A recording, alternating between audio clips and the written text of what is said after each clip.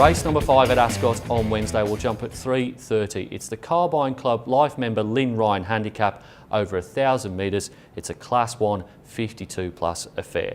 The replay horse can look at number 1 here, Cheston Flyer, finishing second at Ascot on the 7th of April. By Sterling Estate, Twisted Mountain, Cheston Flyers well back in the field, and starting a run is My Demi coming from the back. She's starting to finish off brilliantly down the outside. Copper Fury hit the lead, Just a Fluke's gone, Secret Assault, My Demi, Sterling Estate keep coming, but it's My Demi and now Cheston Flyer climbing over them late. My Demi hits the front though. My Demi beat Cheston Flyer, a big run. I think Adam Ferry has found the right race for Cheston Flyer here. Was unlucky in the replay race, gets Brodie Kirby's claim here, brings it down to 56.5. The concerns, there's a couple, 32 days between runs and also bar plates that go on the front, but I just think that Cheston Flyer may well be a Saturday class horse running around in what is a pretty average Wednesday race. So he goes on top here.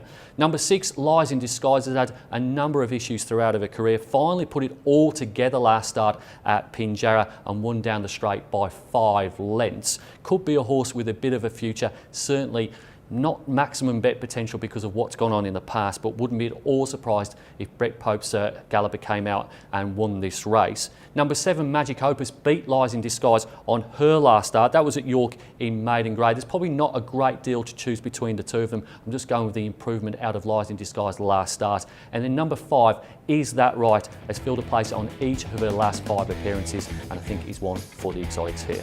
My top selection in race number 5, going with number 1, Cheston Flyer, to beat number 6, Lies in Disguise, 7, Magic Opus, and 5, Is That Right. Race number 6 at Ascot on Wednesday will jump at 4:05. It's the Carbine Club life member Rick Hart handicap over 1,100 metres. It's a Class 3 56 plus affair. The replay horse can look at number 7, Delaney, trialling at Larkhill on the 23rd of April. Straight inside the last 400 and down the straight they run. Quest of Venus leads the way. On the outside, Ken 2. Out wider is Delaney, which is ambling up reasonably well. Out wider on the track now, Dealing. Just in behind those, Masquerade. Off the track we have Enchanted Dream and also St. Stephen. But Quest of Venus is in front. It's fending them off. It clears away now as they head to the line, and Quest of Venus beats second, Ken 2. Delaney is on the comeback trail. Her last start ended ingloriously. She bled through both nostrils. That was an automatic 3-day ban. That was back in October of last year when she was beaten 7.5 lengths by the smart Mickey Moto. If you go back in time to April last year, she raced against Floyd, the galloper from Chris Gangemi's yard that they've got a reasonable opinion of, and they pretty much went to the line together, and she was only getting a kilo off Floyd. I think Floyd would be a pretty short price to win this type of race, so I'm hoping that Delaney is back to where she was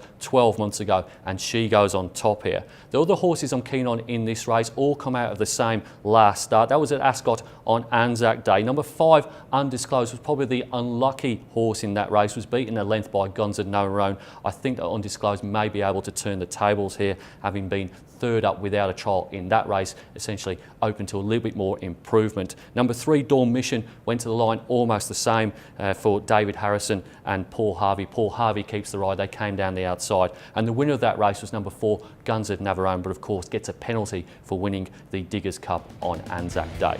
My top selection in race number 6, going with the comeback horse, number 7, Delaney, to beat 5, Undisclosed, 3, Dawn Mission, and 4, Guns of Navarone.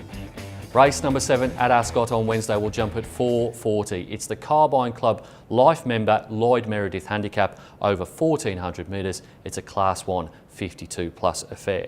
The replay horse can look at number 7, Our Bonnie Girl, winning last start at Pinjarra. Across the sea, Our Bonnie Girl called upon, quickly headed it. On the outside, Quealy sticks on. A further 2 lengths, Hussar Hughes, followed further back by First Black. Moshard starting to thread its way through traffic. Our Bonnie Girl down to the 150. It hit the front though from across the sea into the open Moshard, but it's Our Bonnie Girl clear. Moshard finishing strongly. First Black, Hussar Hughes, but Our Bonnie Girl too strong. Our Bonnie Girl. A change of tactics and a gear change were probably the key to Our Bonnie Girl winning at Pinjarra Park in the replay race. The gear change was blinkers on for the first time. She'll race in blinkers and at Ascot on Wednesday. And the other change was the change of tactics. Aaron Mitchell went forward from gate number 10 and that certainly helped this horse. I think they'll probably do the same on Wednesday at Ascot, and she goes on top here. She may well be a lot better than most of the horses going around. The danger is probably number 1, Clever Dick. He was the pin-up boy for the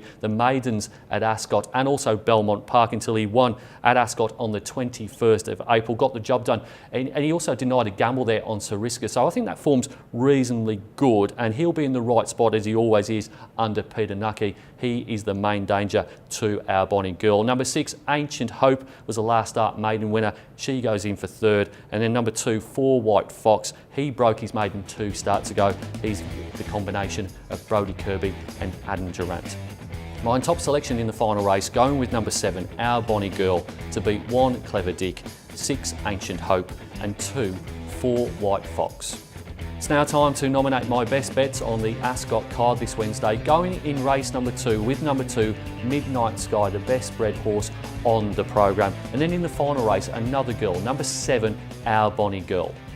It's easy to stay up to date with everything that's happening at Perth Racing. You can log onto our website or you can follow us on one of our social media channels. Until next time, bye for now.